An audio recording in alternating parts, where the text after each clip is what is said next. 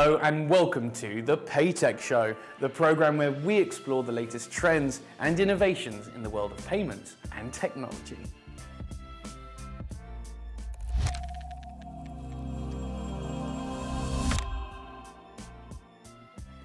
On today's show, we have two experts with us to discuss the benefits of the new payment standard ISO 20022. We flew over to Amsterdam to speak with Ryan Grant, the Group Chief Compliance Officer at ING, and they were kind enough to host us at their incredible headquarters. Joining us from our London studio, we have Simon Wilson, the MD of Transaction Automation at Valantic FSA. In this episode, we'll be discussing how the enhanced and structured data brought about from ISO 20022 is helping banks with their regulatory compliance and also cracking down on money laundering. So let's dive in and hear what our experts have to say. One thing that has changed due to scale has obviously been the payments industry, and that filters so strongly into anti-money laundering. What are changes in payments compliance through international standards like ISO 20022 going to mean for combating AML going forward? If you look at the payments and the complexity, and being able to monitor these payments, including like instant payments, which makes it much more difficult to do exactly that. The most important thing for combating AML and fighting financial crime is being able to create a picture. It's like a puzzle. Yeah.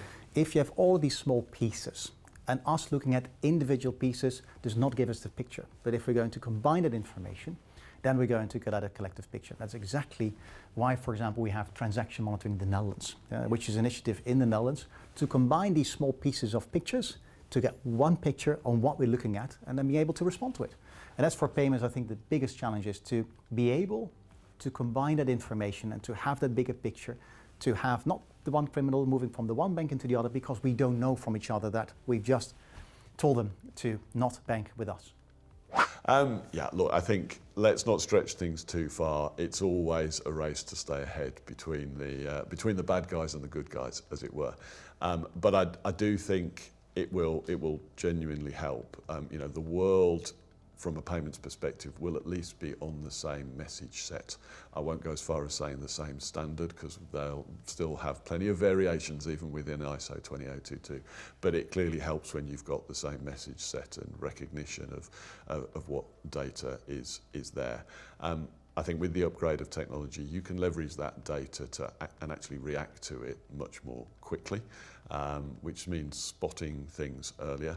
There's a consistency in the data to help with the checks around sanctions and AML. And unfortunately, the world environment has forced banks to focus more and more on that, not just because of the regulatory attention, but when if you look at the last year and the war, for example, the need to suddenly be able to turn different aspects and channels on and off means that the accuracy of that data and the standardization of that data does make what is a pretty heavy burden for a bank. That's no easy task, and clearly it's important, but it makes doing that kind of easier in that sense. So a general recognition and commonality helps improve efficiency and improve the quality of what people are doing.